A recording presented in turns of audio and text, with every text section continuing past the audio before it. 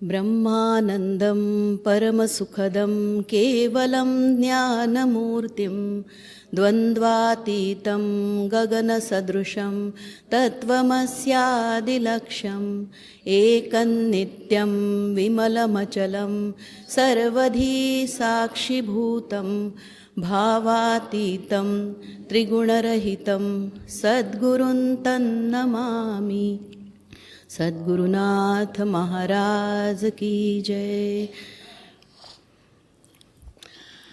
आज आपल्याला हा परिसंवादाचा जो एक वेगळा पैलू आपल्या अभ्यासवर्गात गेल्या एका अभ्यासवर्गामध्ये एक प्रयोग करण्यात आला आणि तो सगळ्यांना खूप आवडला, म्हणून हा दुसऱ्यांदा काही विषय शिकण्याचा एक वेगळा वेगळा प्रकार असा आपण आज परत एकदा करणार आहोत।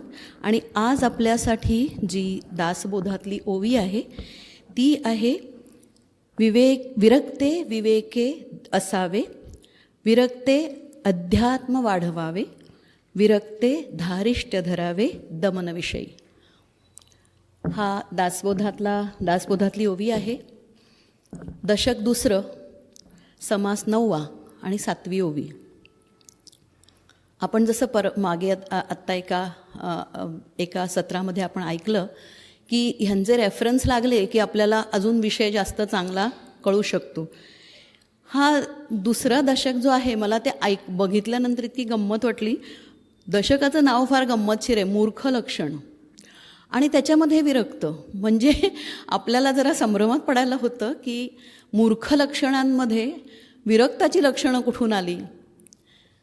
तर आपल्याला सगळ्यांना माहिती आहे, रामदास स्वामी जे आहेत त्यांना आत्मपरीक्षण करून साधकाने आपली प्रगती साधून घ्यावी, आणि म्हणून एक आरसा दाखवून आपण आत्ता कुठे आहोत आणि आपल्याला कुठे जायचं आहे असं एक रचना ते करतात।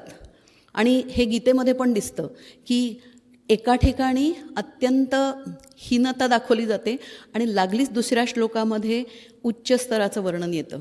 आणि तसंच इथे विरोधाभास सो कॉल्ड वाटला, एकीकडे सद्विद्या दुसरीकडे कोविद्या, एकीकडे मूर्ख, सुरुवातच आहे समासाची, पहिलाच समास आहे तो मूर्ख लक्षणापासून सुरुवात होते, आणि सद्विद्या कोविद्या तुमचे त्रिगुण हे असे वेगवेगळे पैलू मूर्ख लक्षणांमध्ये येतात। परंतु त्याच्यामध्ये आपल्याला जे जायचं आहे ते पण एक अंग आपल्याला दाखवलं जातं की हे जरी आपल्यामध्ये असलं तरी आपल्याला जायचं कुठे आहे, तर ह्या विरक्ततेकडे जायचं आहे। कारण आध्यात्मिक प्रगती साधायची असेल तर आपल्याला सगळ्यांना माहिती आहे की साधन चतुष्टय आणि त्याचा जो मूलभूत पाया आहे विवेक आणि वैराग्य। आता ह्या ओवीमध्ये आपण पाहिलं तर विरक्ते विवेके असावे आणि विरक्ते अध्यात्म वाढवावे, या पहिल्याच ओळीचा विचार केला तर सगळ्यात पहिल्यांदा आपण ह्या जो आपला अभ्यासाचा हा प्रकार जो आहे ह्याच्यामध्ये प्रवचन नाही असणार आहे। आपण ह्या ओवीतला एक एक पैलू, एक एक शब्दाचा अर्थ समजवून घेणार आहोत, त्याचे आयाम समजवून घेणार आहोत। कारण आपले परमपूज्य सद्गुरू डॉक्टर काका आपल्याला सांगतात की साधना जर अर्थपूर्ण करायची असेल तर प्रत्येक संकल्पना अत्यंत स्पष्ट असावी, आणि ती स्पष्ट नसेल तर मग आपला प्रवास जसा धडपडत अडखळत चाललेला असतो तसा राहतो, आपण आपल्या मुक्कामाच्या ठिकाणी पोचणार नाही। आणि म्हणून आपण ह्या दासबोधाचा अभ्यास करता करता हे असे मध्ये वेगळ्या अंगाने आमच्या आचार्यांकडून आपण समजावून घेणार आहे। सगळ्यात पहिल्यांदा दासबोधामध्ये जसं आपल्याला आज एक आयाम आपल्या आध्यात्मिक जीवनाचा कळला, समृद्धी कधीच नाकारली गेली नाही आहे। समृद्धी असल्यानंतर अध्यात्म बुडतं वगैरे असं काही नाही मानलं गेलेलं आहे।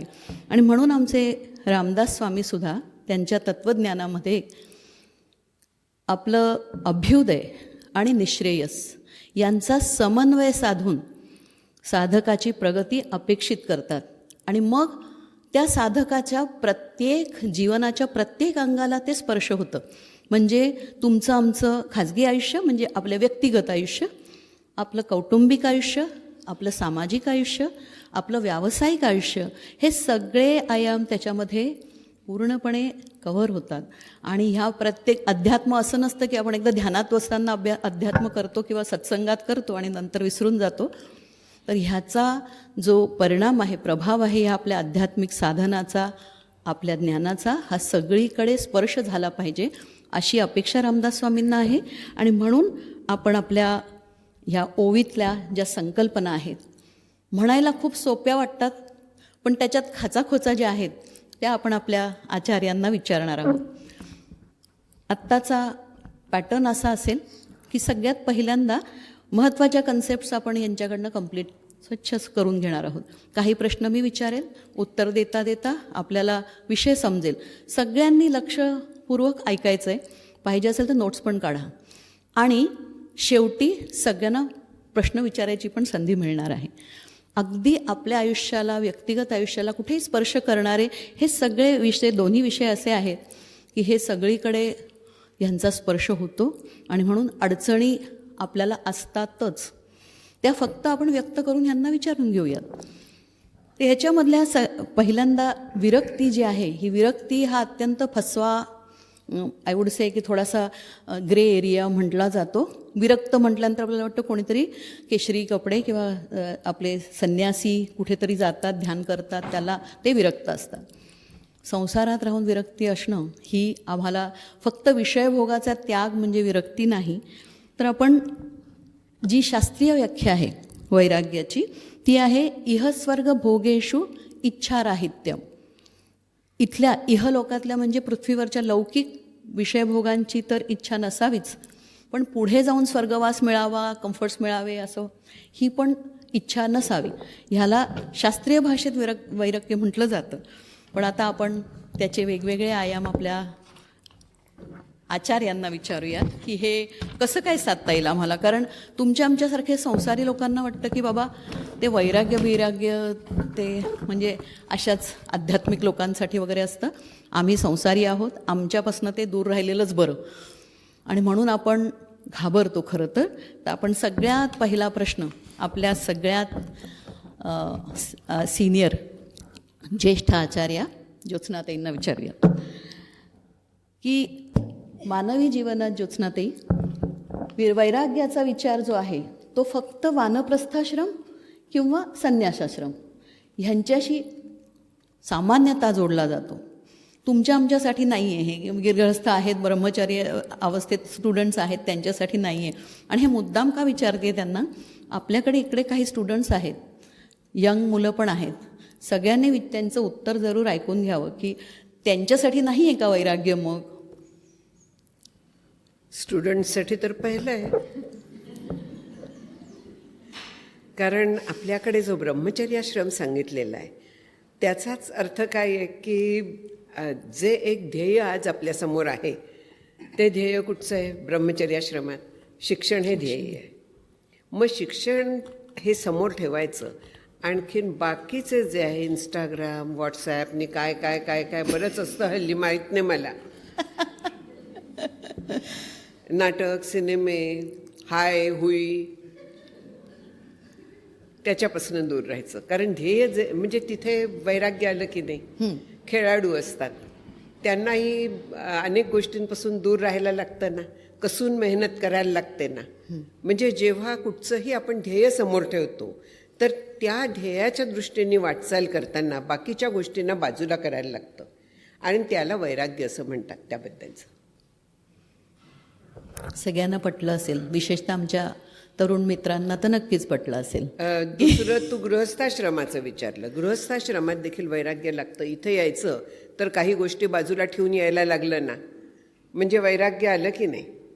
समर्थांनी वैराग्याचं अशाच पद्धतीचं एक सांगितलेलं आहे की त्याग घडे शनै शनै म्हटलेलं आहे. हळूहळू अशा पद्धतीने त्याग होत जातो. आणखीन एक एक गोष्टी आपण ध्येयाच्या दृष्टीने ज्या गौण आहेत तर अशा आपल्याला बाजूला सारायला लागतात. त्याला त्यागच म्हणतात. आणि त्याग म्हणजे वैराग्याचा एक पैलू आहे.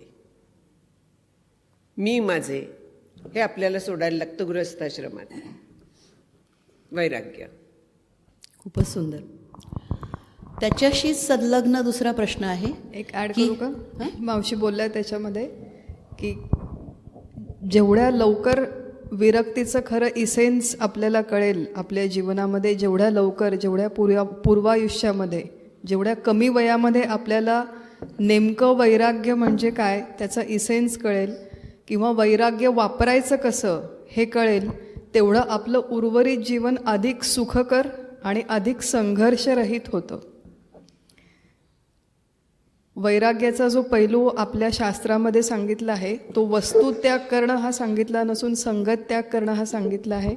पुढच्या चर्चासत्रामध्ये अजून तो विषय उलगडेल, परंतु मुख्य जो प्रश्नाशी संबंधित की उत्तरायुष्यामध्ये करण्याचा किंवा शिकण्याचा हा विषय नाही. जेवढ्या लवकर, जेवढ्या कमी वयात ह्यातलं स्पिरिट समजावून घ्याल तेवढा याचा खूप मोठा उपयोग आपल्याला पुढच्या जीवनात होऊ शकतो. दादा काही ॲड करायचं आहे? फोकस्ड असा हल्लीचा त्याला शब्द आहे. येस.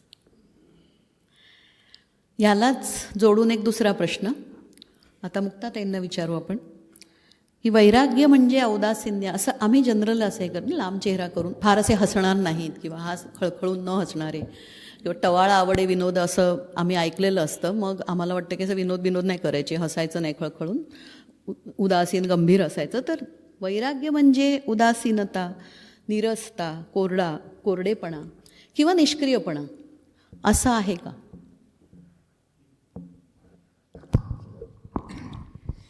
आत्ता एक ज्योत्स्नाताई तुम्ही शब्द वापरला नीरसता. खूप लोकांचा हा गैरसमज असतो की पारमार्थिक लोक म्हणजे विरक्त असतात आणि विरक्त यांना कशामध्ये काही रस नसतो. अत्यंत नीरस, बेचव, अळणी, निरर्थक असं या लोकांचं जीवन असतं. नीरस जीवन जेव्हा आपण एखाद्याचं म्हणतो त्याच्या आधी रसिक जीवन म्हणजे काय हे समजावून घ्यायला हवं. आणि रसिक जीवन हे समजावून घेण्यासाठी रस म्हणजे काय हे देखील समजून घ्यायला हवं. खरा रस कोणता आहे याची देखील आपल्याला जाण हवी. लहानपणी आपण सगळ्यांनी गोष्ट ऐकली आहे, अश्वत्थाम्याची गोष्ट ऐकली आहे, सगळ्यांच्या परिचयाची आहे का? पिठामध्ये पाणी घालून पीत होता आणि त्यालाच दूध समजत होता. बरीच वर्ष त्याच्यामध्ये गेली आणि मग एक दिवस खरं दूध चाखलं. तसं आपल्या सगळ्या संत महात्म्यांनी खरा रस चाखला. रसो वै सहा, त्याला आत्मरस म्हणतात. म्हणून आपले संत महात्मे हे खऱ्या अर्थाने रसिक होते. हा रसिकत्वाचा एक पैलू आहे.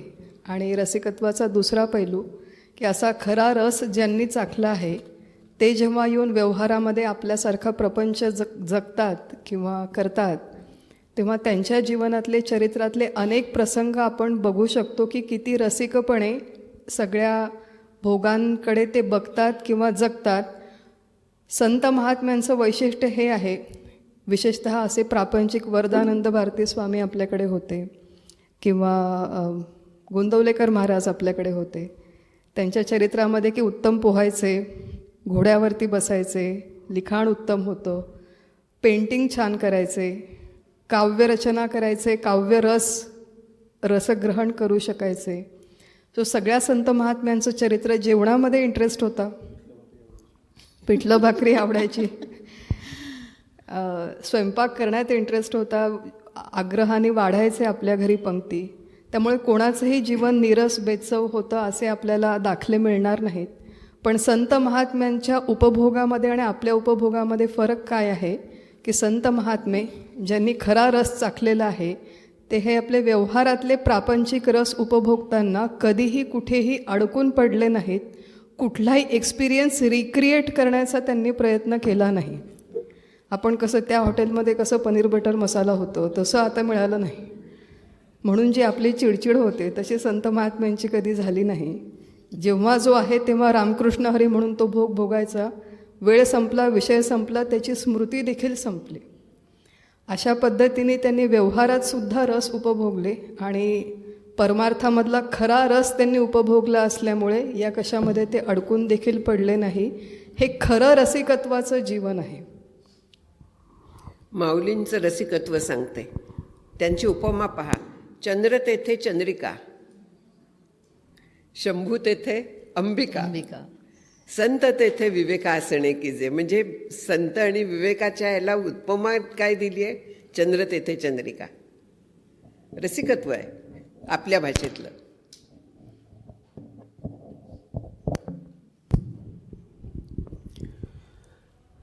एकच ॲड करीन. आपण जेव्हा एखाद्या गोष्टीचा उपभोग घेतो त्यावेळेला आपण तो उपभोग याआधी कधी घेतला होता, कुठे घेतला होता हे आपल्याला आठवतं आणि आपण ते बोलतो. छान पुरणपोळीचं जेवण समोर आल्यानंतर बरेच दिवस झाले पुरणपोळी खाल्ली नाही हे आठवतं. मागच्या वेळेला पुरणपोळी कधी खाल्ली होती हे आठवतं. ती किती छान झाली होती हे सुद्धा आठवतं. किंवा आता याच्यानंतर परत पुरणपोळी कधी खायला मिळेल असा सुद्धा प्रश्न आपल्याला पडतो. असा कुठलाही भाग, अशा कुठल्याही इच्छा ज्याच्या मनात निर्माण होत नाहीत आणि जो त्यावेळेला त्या ठिकाणी शांतपणे पुरणपोळीचा उपभोग घेतो तो विरक्त समजावा. खूपच सुंदर. तिन्ही आचार्यांनी आपल्याला वैराग्याचा हा फार सुंदर आणि हे ना आपल्या इथून फार जवळ एक संत राहतात आपले सद्गुरू. त्यांच्या आयुष्यात हे असं सगळं दिसतं आपल्याला की ते पण गृहस्थ आहेत, त्यांना पण सगळ्या बऱ्याच आवडी आहेत, तेही कवी आहेत, तेही संगीत त्यांना खूप आवडतं. पण पुन्हा कसलीही आठवण नसते, एकदा झाल्यानंतर संपला विषय. तर हे आपल्याला जमावं, खरंच खूप महत्त्वाचा पॉईंट. एक अजून याच प्रश्नाच्या संदर्भात विचार आला की आपण जेव्हा उपभोग भोगतो आपल्या दृष्टीने आपल्याला त्यातून आनंद मिळतो. काय म्हटलं? आपल्या दृष्टीने. आता एक उदाहरण घेऊया छोटंसं, की तो आनंद देखील खरंच आनंद असतो का हा आपण एकदा तपासून बघायला हवा. मी किती रसिक आहे. आमच्याकडे क्रिकेटची इतकी चर्चा चालते. उपल नावाचं एक ठिकाण आहे, तिथे क्रिकेटची मॅच होती आमच्या घरापासून 2 तास लांब. आणि मी क्रिकेटची रसिक असल्यामुळे 2 तास आधी 2 महिने तिकीट काढलं 2,000 रुपये खर्चून. मग 4 तास आधी निघालो, 2 तास ट्रॅफिकमध्ये अडकलो, धडपड करत पोचलो, पार्किंगला 1 तास लागला. मग उन्हामध्ये जाऊन हैराण होऊन ती IPLची मॅच बघायला बसलो. पाणी नाही तिथे प्यायला. आमच्याकडचे सनग्लासेस त्यांनी काढून घेतले. कसं तरी करून ती मॅच बघायला बसलो. ती कळतच नव्हती मॅच काय चालू आहे. मे महिन्यातलं ऊन होतं. असे सगळे खटपट करून आम्ही तो मॅच बघण्याचा समारंभ केला. पण क्रिकेट बघण्याचे रसिक असल्यामुळे इतके परिश्रम घेऊन जेव्हा आम्ही एखादा भोग भोगतो, घरी येतो, तसं वाटतं घरी आल्यावर वाटलं की TV वर बघितली असती तर जरा बरी बघायला मिळाली असती मॅच म्हणून. तर आपलं हे जीवनातलं रसिकत्व हे या पद्धतीचं आहे की ते भोग भोगण्याच्या निमित्ताने सुखापेक्षा जास्त आपण दुःख उपभोगतो. हे जेव्हा आपल्याला कळेल तेव्हा फुटकळ रसाच्या मागे न लागता जो खरा रस आहे त्याच्या मागे आपण आपली एनर्जी चॅनलाइज करू आणि तेव्हा त्याच्यामुळे आपल्या जीवनाला सार्थकत्व येईल असं म्हणता येईल आपल्याला. एक याच्यात पैलू असा येतो की मी 2,000चं तिकीट काढून एवढ्या मेहनतीने मॅच प्रत्यक्ष पाहिली, लोकांना सांगता येतं. लोकेशणा असते. आम्ही अत्यंत आवडीने फुटबॉल मॅच किंवा हे बघ. खरं आहे. आपल्याला सुख आणि आनंद यांचा एक खूप छान फरक बघायला मिळाला की आनंद कशाही वरती अवलंबून नसतो आणि आपण जे सुख आनंदाच्या आभासामध्ये घेतो ते खरं नसतं. आणि म्हणून आता त्याच्याच पुढचा तुमच्या आमच्या जीवनाशी फार निगडीत असा प्रश्न आपण दादांना विचारू की आम्ही सांसारिक लोक आहेत. आम्ही परिवाराचं पालनपोषण करतो, आम्ही व्यवसाय करतो, आम्ही कुटुंबाचा एक घटक असतो. अशा वेळी आम्ही जिथं जीविकोपार्जन करतो तिथे आम्हाला पदोन्नती मिळावी, प्रमोशन्स मिळावी किंवा आमचं जीवनाचा दर्जा जरा उंचावावा किंवा आमच्या मुलांनी चांगलं शिकावं. अशा आता त्यांनी आपल्याला काय सांगितलं विरक्तीच्या व्याख्येमध्ये की इच्छाराहित्यम. मग आता ह्या ज्या आमच्या इच्छा आहेत की आमचं आणि आम्ही ज्यांची काळजी घेतो त्या सगळ्या आमच्या कुटुंबियांचं आयुष्य चांगलं राहावं म्हणून इच्छा करणं चुकीचं आहे का? ते वैराग्याशी विरोधी आहे का?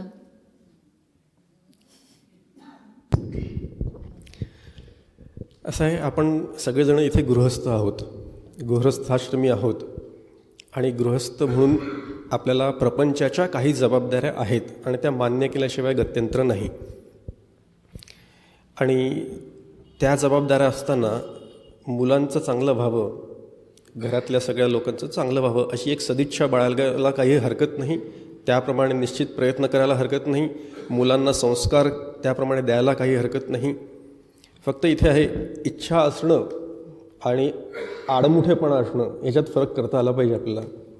की नाही हे असंच झालं पाहिजे असं म्हणून आपण जेव्हा आपल्या मुलांकडनं आपल्या पाल्यांकडनं अपेक्षा ठेवतो, त्यांनी तसंच वागायला पाहिजे, जसं मी करतो देवाचं तसं माझ्या मुलांनी सुद्धा करायलाच पाहिजे, असा एक खूप अट्टहास ज्याला म्हणतो, एक त्या प्रकारची इच्छा प्रबळ असते आपल्या मनामध्ये.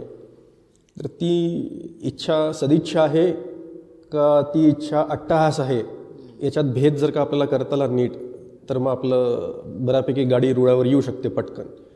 दुसरं असं आहे की तुम्ही पदोन्नतीबद्दल विचारलं, म्हणजे प्रमोशनबद्दल.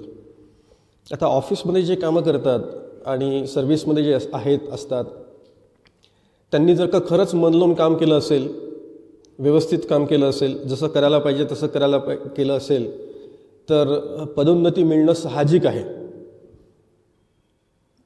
बट ऑब्व्हियस आहे, गिव्हन आहे, तुम्हाला ती मिळेलच याची हमी बाळगून ठेवायची.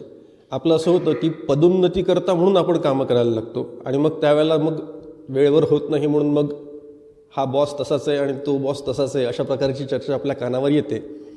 दुसरी गोष्ट अशी आहे की पदोन्नती मिळावी, प्रमोशन मिळावं म्हणून त्याप्रमाणे प्रयत्न करणं काही चुकीचं नाही.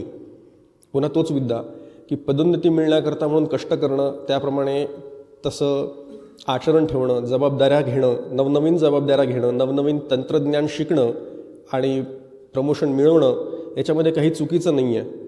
फक्त पुन्हा तोच भेद आपल्याला जर का करता आला की तो अट्टहास आहे का ती इच्छा आहे.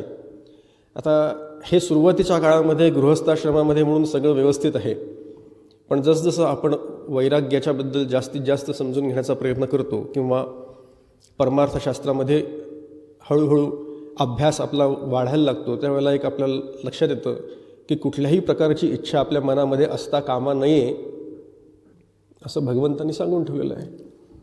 आता काकांच्या खोलीत जाऊन बघा, तिथे एक भगवद्गीतेतला छानसा श्लोक लावलेला आहे. कोणाला माहिती आहे का काकांच्या खोलीत कुठला श्लोक आहे तो? प्रजहाती यदा कामान सर्वान पार्थ मनोगतान. आता हे ज्या वेळेला अर्जुनांनी प्रश्न विचारला आहे, त्यावेळेला भगवंतांनी दिलेलं उत्तर आहे स्थितप्रज्ञांच्या लक्षणामधलं. आता ती अतिशय उच्च स्थिती आहे, आयडल. आपण कुठे आहोत हे प्रत्येकाने जोखावं, कुठली मजल गाठायची आहे हे पण प्रत्येकाने ठरवावं आणि त्याप्रमाणे आपल्या सदिच्छा आपल्या परमार्थाला, आपल्या प्रपंचापुरत्या जर का व्यवस्थित असतील तर हरकत नाही. अवाजवी इच्छा ठेवू नये, व्यवस्थित योग्य त्या इच्छा ठेवायला काही हरकत नाही. सुरुवातीच्या काळामध्ये जसजसं आपण अभ्यास करत जाऊ तसतसा आपल्या इच्छा आपोआप आटत जातील. आपली साधना जसजशी प्रगतीपथावर राहील तसतशा आपल्या इच्छा आपोआप आटतील आणि ते होणं अपेक्षित आहे. इथे अन्याय सहन करू नये हे पण एक आहे. श्रेय लाटणारे लोक असतात, तिथे नक्की आपल्याला प्रयत्न करायला लागतो, पण जर का मिळालं नाही तर संतापायचं नाही हेही असतं.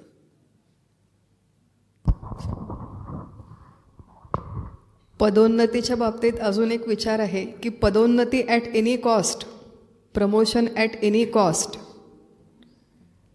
असं जर आपलं होत असेल तर आध्यात्मिक साधक म्हणून आपण त्या मानसिकतेचा मुळातून विचार करावा. असं आहे की अंडर द टेबल पैसा देऊन किंवा पैसा घेऊन किंवा दुसऱ्याला मॅनिप्युलेट करून दुसऱ्याच्या कामाचं श्रेय आपण घेऊन, दुसरा मिलेनियर झाला मला पण मिलेनियर व्हायचं आहे त्याच्यासाठी ब्लॅक किंवा ग्रे प्रॅक्टिसेस करून आपल्याला माझी स्टार्टअप आहे ती आता वाढवायची आहे, प्रमोशन करून घ्यायचं आहे, असं करणारे अनेक लोक आहेत. किंबहुना बहुतांश जग असं आहे असं म्हणायला सुद्धा हरकत नाही. बरेच लोक करतात, परंतु आपल्याला अध्यात्मामध्ये जर प्रगती करायची असेल आणि खरा रस चाखायचा असेल जीवनाच्या शेवटी, तर या सगळ्यांमध्ये मूल्य आहे पण याला मर्यादा आहे.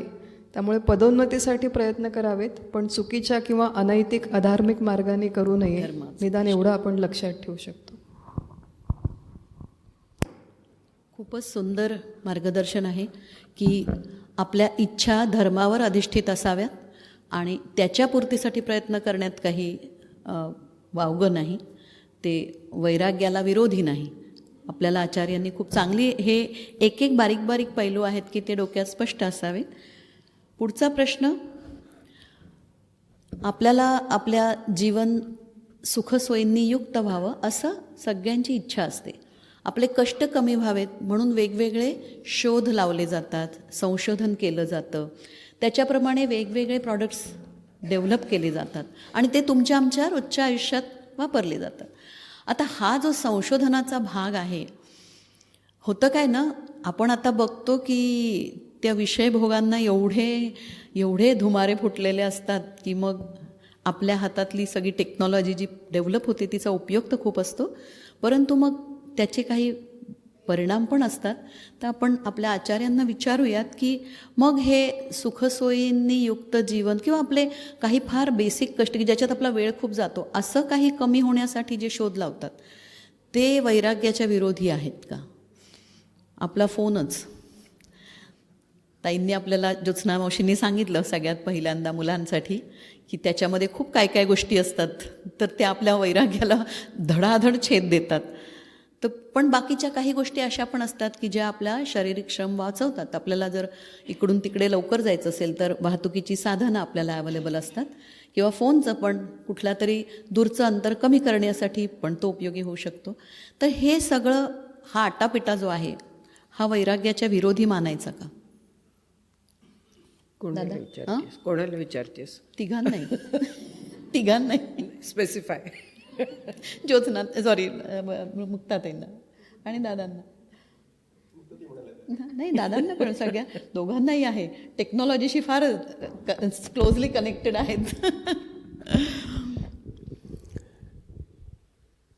असा इतिहास बघितला तर प्रत्येकच वेळेला मनुष्याने जे नवनवीन शोध लावलेले आहेत ते मनुष्याचं जीवन सुखी होण्याकरता आणि सहज होण्याकरता म्हणून लावलेले आहेत, आणि त्याच्यामध्ये काहीही चुकीचं नाही. आज आपण सगळे जे भोगतो, एका दिवसात एका रात्रीतनं इतक्या लांबनं आपण इथे येऊ शकतो, हे त्या शोधांमुळेच आहे. नाहीतर एवढं डिस्टन्स गाठायला बैलगाडीत बसून आलो असतो तर किती वेळ लागला असता विचार करा.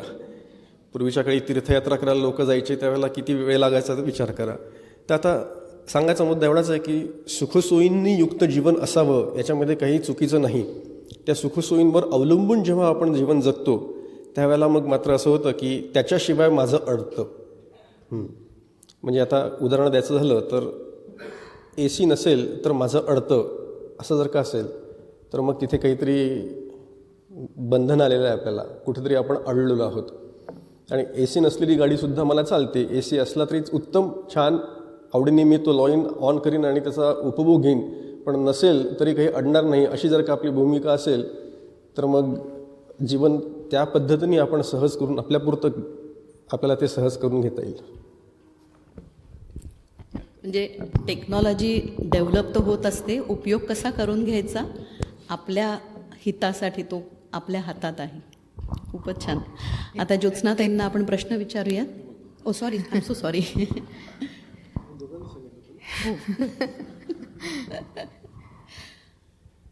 सुखसोयीची साधनं ज्यांनी निर्माण केली, हे संशोधन ज्यांनी केलं, त्यांचं वैयक्तिक जीवन कसं होतं याचा आपण थोडासा विचार करावा. आपण फार मोठ्या वैज्ञानिकांची जर नावं घेतली, आईन्स्टाईनचं आत्ता नाव झालं होतं, न्यूटनचं नाव, एडिसनचं नाव, किंवा कुठल्याही क्षेत्रामध्ये ज्यांनी काहीही सगळ्यात सर्वोच्च ध्येय गाठलेलं आहे अशा कोणाचंही कुठल्याही व्यक्तीचं वैयक्तिक जीवन आपण बघावं तर आपल्याला लक्षात येईल की ते ध्येय आणि ते संशोधन सोडून बाकीच्या कुठल्याही भोगांमध्ये त्यांना स्वतःला रुची नव्हती. बाकीच्या कुठल्याही भोगावरती ते स्वतः निर्भर नव्हते. संपूर्ण लक्ष तेवढ्या एका संशोधनावरती केंद्रित केलं म्हणून आज फोन, फ्रीज, AC, इलेक्ट्रिसिटी अशा प्रकारची साधनं ते तयार करू शकले. त्यामुळे आपल्या जीवनात जेवढं उच्च ध्येय तेवढा तो मनुष्य जास्त विरक्त, हे समीकरण आपल्याला व्यवहारात देखील बघायला मिळतं. मग आपल्याला आपलं जे उर्वरित जीवन आहे ते सुखाची साधनं उपभोगण्यात घालवायचं आहे का दुसऱ्यांचं जीवन सुखी करण्यासाठी किंवा परमार्थाच्या दृष्टीने सुखरूप करण्यासाठी स्वतःला जिजवायचं आहे, हा माणूस म्हणून आपल्याला चॉईस मिळाला आहे, क्रियमाण कर्म स्वातंत्र्य आहे की भोगामध्ये जीवन घालवायचं का स्वतःचं आणि इतरांचं जीवन सुखरूप व्हावं म्हणून स्वतःला झिजवायचं. हा प्रत्येकाचा चॉईस आहे, आपण तो एक्सरसाइज करू शकतो. आणखीन एक मुद्दा येतो की ह्या सोयींनी आपला वेळ फार वाचतो, आपली एनर्जी वाचते, थकवा कमी होतो. त्या वेळाचा आपण उपयोग कसा करतो?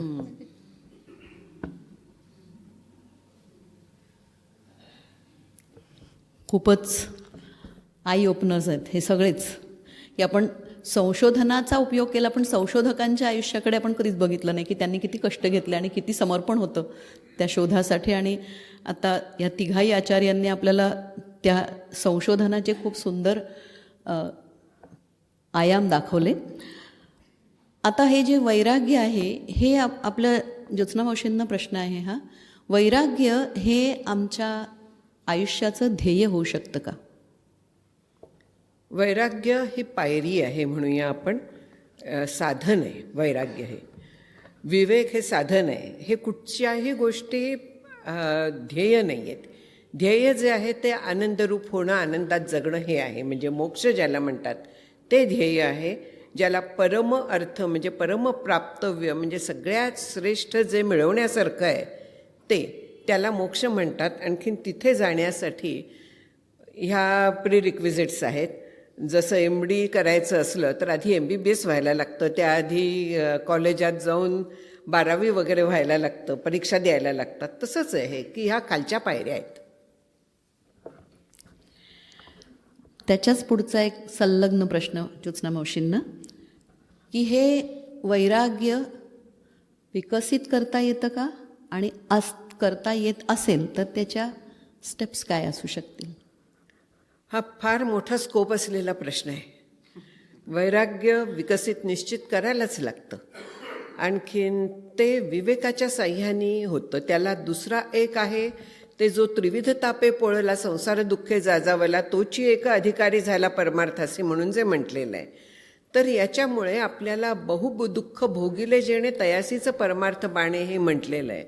एवढ्यासाठी म्हटलेलं आहे की दुःख वाट्याला आलं तर लक्षात येतं की ह्या जीवनात सुख जर का हवं असलं तर ह्या सांसारिक गोष्टींपेक्षा दुसरं काहीतरी असलं पाहिजे की जे कायम सुख देईल.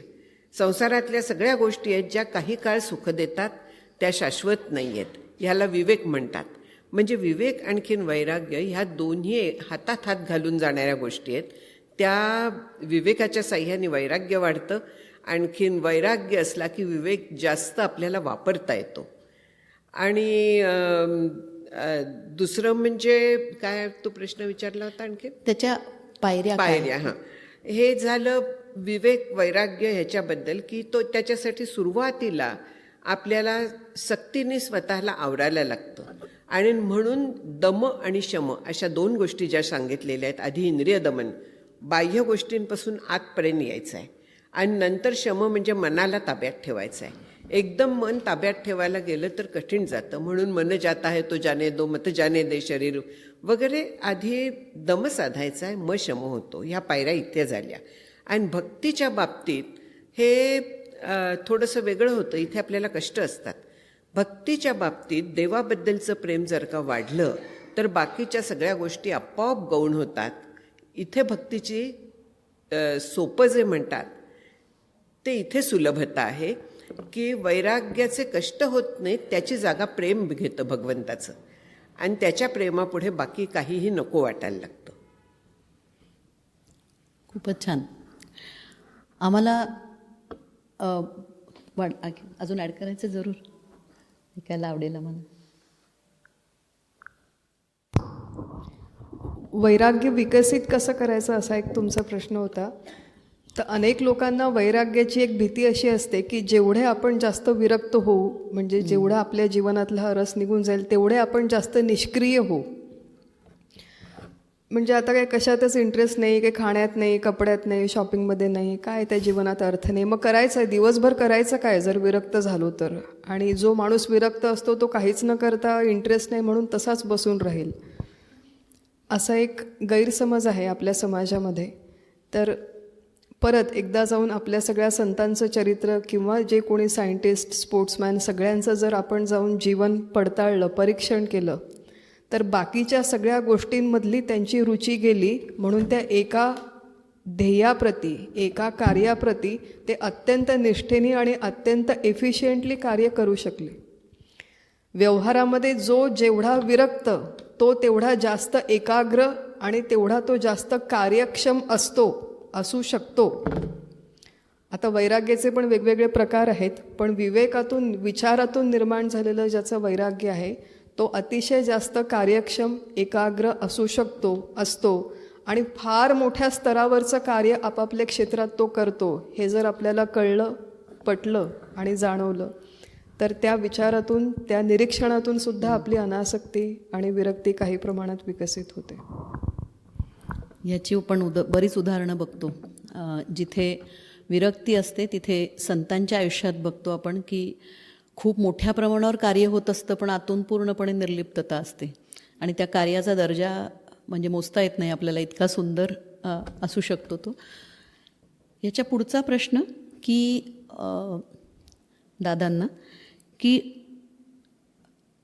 आम्हाला असं वाटतं की काही गोष्टी आपल्याला उपजत येतात प्रारब्धाने, तर मग हे जे आमचं वैराग्य आहे ते आम्ही प्रारब्धाने आमच्याकडे यावं अशी वाट बघावी का ते आम्ही आमच्या हातात त्याची सूत्र घ्यावीत? ह्याच्यातली प्रारब्धाची भूमिका वैराग्याच्या क्षेत्रामध्ये काय असते?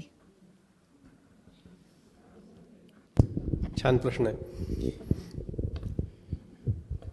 मग अशी ज्योत्स्ना मावशींनी म्हटलं त्याप्रमाणे वैराग्य ही एक पायरी आहे कशाची, तर साधन चतुष्टय संपन्न होण्याची, आणि तो अधिकार आपल्याला प्राप्त करून घ्यायचा आहे. मग विवेक प्रारब्धाने येईल का, येतो का? वैराग्य प्रारब्धाने मिळेल का, मिळतं का? हे प्रश्न अगदी व्हॅलिड असले तरी पण त्याचं उत्तर एवढंच आहे की निश्चित नाही, कारण तो अधिकार आपल्याला कमवावा लागतो. मग अशी परमपुरुषार्थ असं म्हटलं, हा पुरुषार्थ जर का प्राप्त करायचा असेल, आणि पुरुषार्थ परमपुरुषार्थ आहे, परमार्थ आहे, हा म्हणजे अतिशय श्रेष्ठ असा पुरुषार्थ आहे.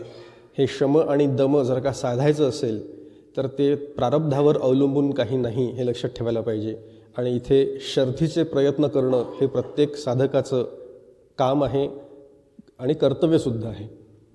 शर्थीचे प्रयत्न कसोशीनी करावे लागतात. सुरुवातीला खूप जड जातं, हे कसं शक्य आहे असं वाटतं, पण हळूहळू जसजशी आपल्याला शास्त्रविचार आपल्या मनावर परिणाम करायला लागतात, श्रवण आपलं वाढतं आणि आपली साधना वाढते, तसं हळूहळू ते प्रयत्न सुलभ व्हायला लागतात. हा निश्चित सगळ्यांचा अनुभव आहे. त्याच्यामुळे हे प्रयत्न आपल्याला करणं आहे. प्रारब्धावर सोडून देऊन आपण काही बसू शकत नाही, हे आपल्यालाच करणं क्रमप्राप्त आहे.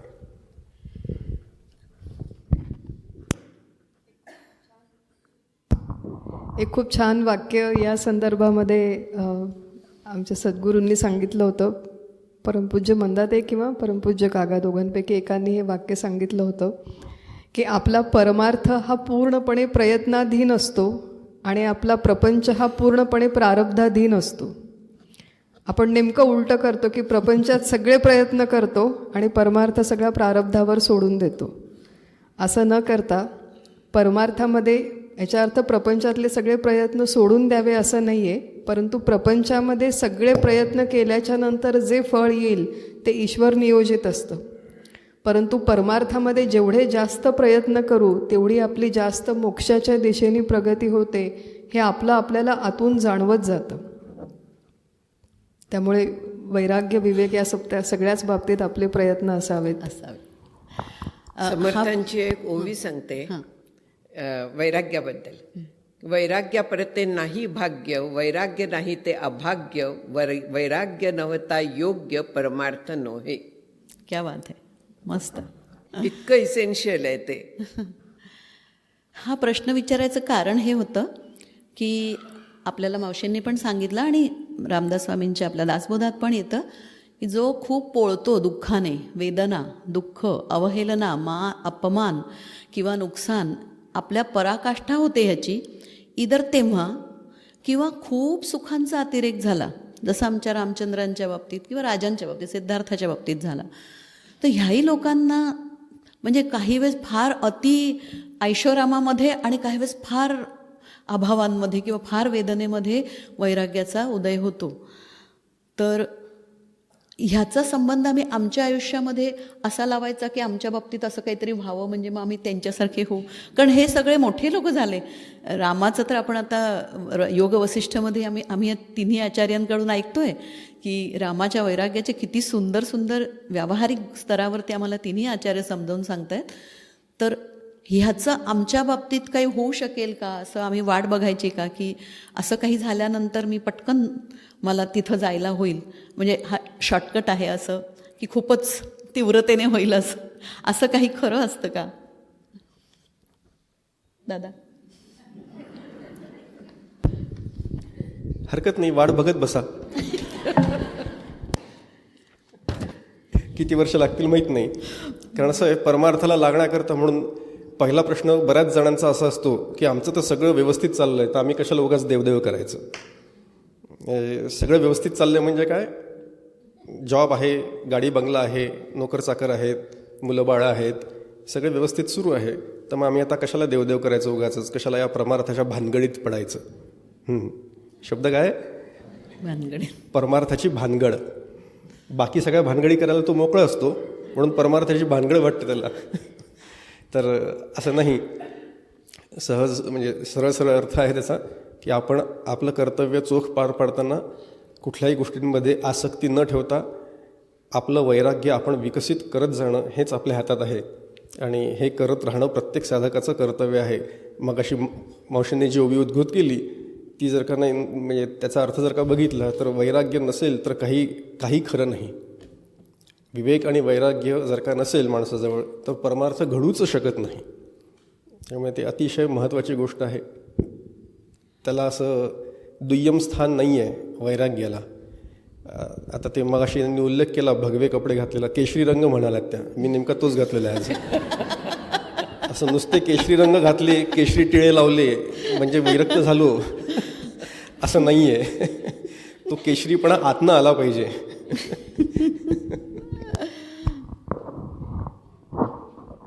एक प्रश्न असा आहे की खूप दुःख किंवा खूप सुख आलेले लोकांना जशी विरक्ती येते तसं आपण खूप दुःख किंवा खूप सुख येण्याची वाट बघावी का? तर आता हा प्रश्न पण एकदा पूर्ण बघूया की खूप दुःख आलेले सगळे लोक विरक्त होतात का? खूप सुख आणि ऐशोआराम असलेले सगळे लोक विरक्त होतात का?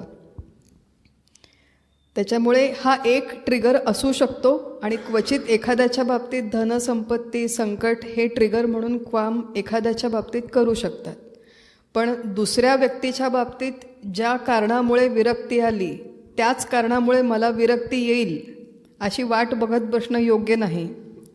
दुसऱ्याची स्वतःची तुलना परमार्थाच्या मार्गात कधीही करू नये. अगदी एका घरात असू आपण तरी माझ्या बहिणीला, माझ्या भावाला, माझ्या पत्नीला, पतीला, मुलांना ज्या कारणामुळे विरक्ती आली त्याच्यामुळे मला येईल असं आवश्यक नाही.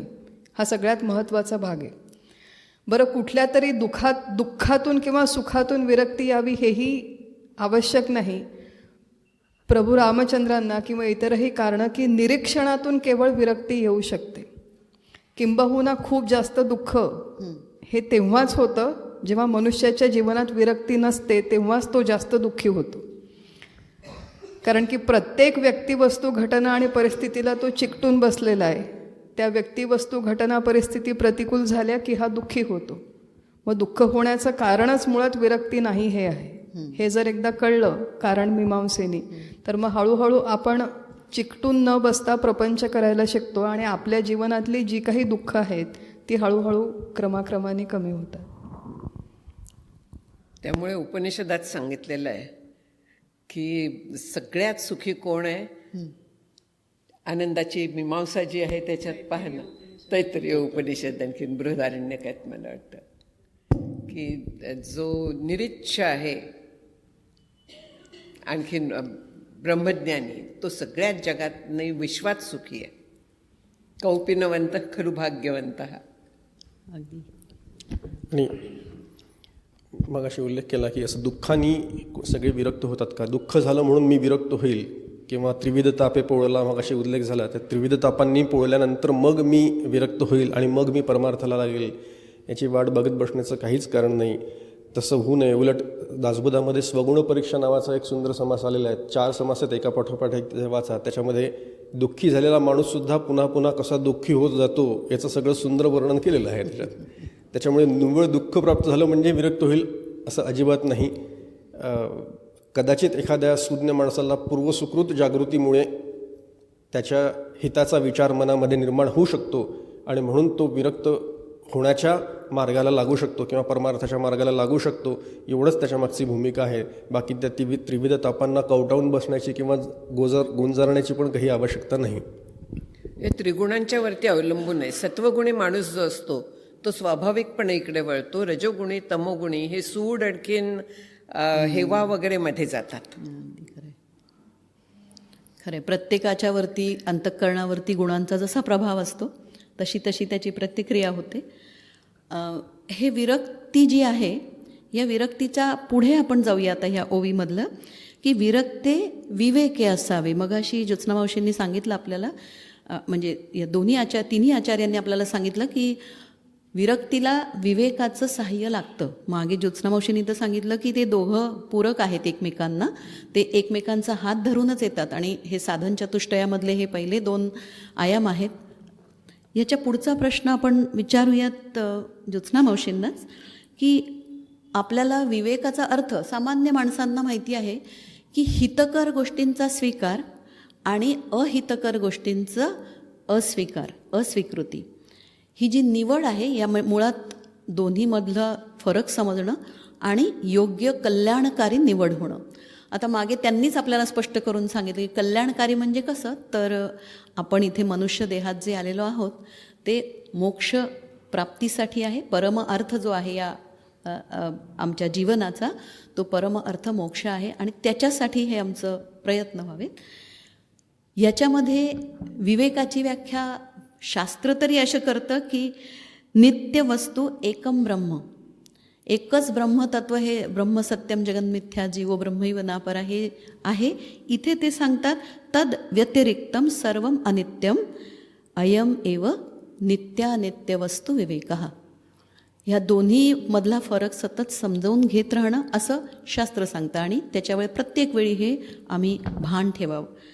आता ज्योत्स्नाताईंना प्रश्न आपण करूयात की हे जे व्याख्येप्रमाणे, या व्याख्येला आम्ही आमच्या रोजच्या आयुष्यामध्ये कसं काय अप्लाय करायचं, कारण संस्कृतमधली व्याख्या आणि ते सगळं ॲकॅडमिकली समजून घ्यायला फार सोपं असतं, पण ते आमच्या तुमच्या जीवनाचा भाग होणं हे कसं असू शकतं. परत समर्थांची ओवी सांगते. संसारी असोनी युक्त तोची जाणावा संयुक्त, अखंड पाहे युक्तायुक्त विचारण आहे. म्हणजे संसारात राहतोय आपण, आपल्याला सतत विवेक करायला लागतो. व्यावहारिक लागतो, पारमार्थिक लागतो. व्यावहारिक आपण करत असतो, पण पारमार्थिक विवेक ज्याला म्हणतो तेव्हा कुठचीही गोष्ट आपल्याला जेव्हा हवी वाटते किंवा त्याच्यासाठी प्रयत्न करावा, त्याच्याबद्दल आपण विचार करतो, ती खरोखरी आवश्यक आहे का आणि त्यांनी मला कायम टिकणारं सुख मिळणार आहे का, कायम टिकणारं मिळणार आहे का, हा प्रश्न स्वतःला विचारत जावा. त्याचं उत्तर आपल्याला मिळतं. कुठचीही गोष्ट व्यवहारातली, संसारातली कायम टिकणारी नसते. नाहीतर मग आपण दुःखी झालोच नसतो की माझ्याकडे सगळं आहे पण तरी माझं समाधान नाही, असे प्रश्न विचारणारे लोक आहेत. का समाधान नसतं? कारण आनंद जो खरा आहे तो त्यांना मिळालेला नसतो. कुठेतरी मनात धाकधूक असते की हे कायम टिकेल की नाही, कबूल करतील न करतील, पण सबकॉन्शियसली त्यांना ती भीती असते आणि म्हणून त्यांचं समाधान नसतं. ज्याच्यामुळे समाधान होतं ते नित्य गोष्ट त्यांना आवाक्यात आलेली नसते, ती त्यांना कळलेली नसते. ती जेव्हा कळेल तेव्हा जीवन पूर्ण शांत, आनंदी, निर्भय असं होऊन जातं. आणि म्हणून जे अनात्म आहे, जे नित्य नाही आहे, म्हणजे ज्याला आपण अनित्य म्हणतो, हे सगळं एकच आहे, जे असार आहे, अशा गोष्टीतनं आपला संगत त्याग म्हणून जो उल्लेख झाला मगाशी, म्हणजे त्यांच्या नादी लागायचं नाही आहे. व्यवहारात आवश्यक आहे, मिळवायचं आहे, जोडून या धन उत्तम व्यवहारे, उदास विचारे वेच करी, हे पुढलं आपण विसरतो. म्हणून ह्या पद्धतीने विचार फक्त तिथे लागतो. विवेकाच्यासाठी हा विचार जवळ बाळगायला लागतो, तर आपला विवेक करता येतो आपल्याला. मी आता विवेक करायला बसली आहे म्हणून विवेक होत नाही. हा प्रत्येक गोष्टीत कुठचीही गोष्ट हवी नको जेव्हा आपल्याला येतं किंवा कुठचाही प्रसंग जेव्हा येतो तेव्हा तिथे विवेक वापरायचा आहे. मग नित्यानित्य असेल, सारासार असेल, कुठचाही असेल, सगळ्याचा अर्थ तोच आहे, काहीही त्याच्यात भेद नाही आहे. आणि जेव्हा आपण सार निवडून घेतो तर तेव्हा आपोआप वैराग्य पण येतं, असारावरची आपली नजर जाते. ह्याच्याच संदर्भात अजून एक प्रश्न, की आमचं ज्यावेळेस आयुष्य असतं त्यावेळेस मावशी म्हणतात तसं विचार व्हायला पाहिजे, नक्कीच प्रश्नच नाही. पण आमच्या आयुष्यातले काही काही निर्णय असे आम्हाला थोडा वेळ मिळतो विचार करायला, पण काही वेळेस काही गोष्टी इतक्या सडन होतात की आम्हाला एवढा विचार करायला वेळ मिळत नाही की नक्की काय करावं. अचानक अपमान होतो, त्याला रिॲक्ट कसं करायचं, किंवा ॲक्सिडेंट होतो किंवा इमर्जन्सीज येतात, नुकसान होतं, असं काही प्लॅनिंग नसतं पण ते समोर येतं. अशा वेळी विचार करायला, म्हणजे ती प्रतिक्रिया देण्याच्या अगोदर विचार करायला खरं तर वेळ असायला पाहिजे, पण नसतो. आम्ही कसा करायचा तो? प्रारब्ध नावाची एक संकल्पना, ईश्वराची व्यवस्था आहे, हां, त्याच्याबद्दल विचार करता येतो आपल्याला इथे. आणि दुसरा विचार जो येतो ती एक घटना घडलेली आहे, घटनेला घटनेचं स्थान आहे, त्याला अनुकूल प्रतिकूल जेव्हा आपण करतो तर त्यावेळी आपल्याला सुख किंवा दुःख येतं. अनुकूल संवेदनीयम सुखम, प्रतिकूल संवेदनीयम दुःखम. तर त्यामुळे घटना ही घटना म्हणून जर का आपण पाहायला लागलो, त्याच्याबद्दल असं व्हायला नको होतं किंवा हे किती छान झालं वगैरे अनुकूल प्रतिकूल विचार जर का आपण सोडले तर आपली शांती टिकते, आपलं बॅलन्स म्हणजे स्थितप्रज्ञता आपली टिकते. त्याच्याकडे ह्या दृष्टीने पाहायला शिकायला लागतं. आणि हे विवेक वैराग्य दोन्ही असलं तर येतं.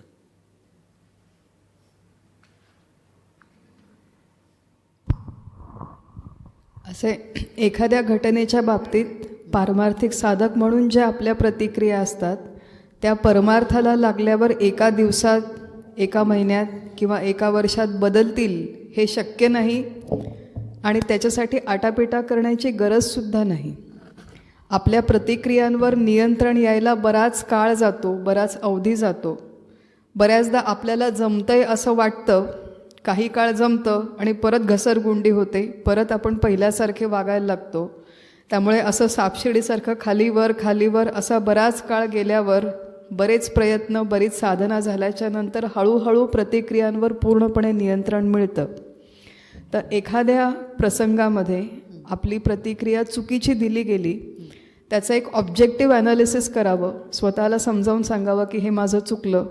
शक्य असेल तर माफी मागावी त्या व्यक्तीकडे, शक्य नसेल तर देवाकडे जाऊन माफी मागावी आणि मग त्याच्यानंतर ती प्रतिक्रिया चुकीच्या पद्धतीने परत दिली जाणार नाही म्हणून प्रयत्न करावा. सारखं स्वतःला आरोपीच्या पंजऱ्यात ठेवू नये, असं कसं माझं चुकलं, असं कसं मला जमलं नाही. कायम आरोपीच्या पिंजऱ्यात स्वतःला ठेवून परमार्थ जमत नाही, परंतु आपलं कुठे चुकतंय साधक म्हणून याची जाणीव मात्र नक्की हवी आपल्याला. हा नित्य अनित्य हा विवेक कसा करावा, कधी करावा असा प्रश्न होता, राईट? तर त्याच्या संदर्भात बोलायचं झालं तर कुठलीही गोष्ट सुरुवात करताना त्या गोष्टीच्या प्रारंभीच तसा विवेक करून ठेवला तर ती गोष्ट सहज शक्य होते. उदाहरणार्थ, सध्या IT इंडस्ट्रीमध्ये बऱ्याच नवनवीन बातम्या येत आहेत, बरीच अशी हवा आहे ले ऑफ्सची. काही जणांना माहिती असतील, जे IT इंडस्ट्रीमध्ये आहेत त्यांना कल्पना असेल. मागच्या वर्षी पण झाले होते, आता पुन्हा येण्याची शक्यता आहे असं म्हणतायत वगैरे वगैरे, स्पेक्युलेशन सुरू आहे. आता जो माणूस नोकरीला लागलेला आहे त्यांनी नोकरीला लागल्यानंतर आधीच असा विचार करून ठेवला की एक ना एक दिवस मला ही नोकरी सोडायची आहे किंवा माझी ही नोकरी एक ना एक दिवस संपणार आहे, म्हणजे मी एक ना एक दिवस निवृत्त होणार आहे. हा विचार जर का आधीच करून ठेवलेला असेल तर त्याला तसा त्रास होणार नाही.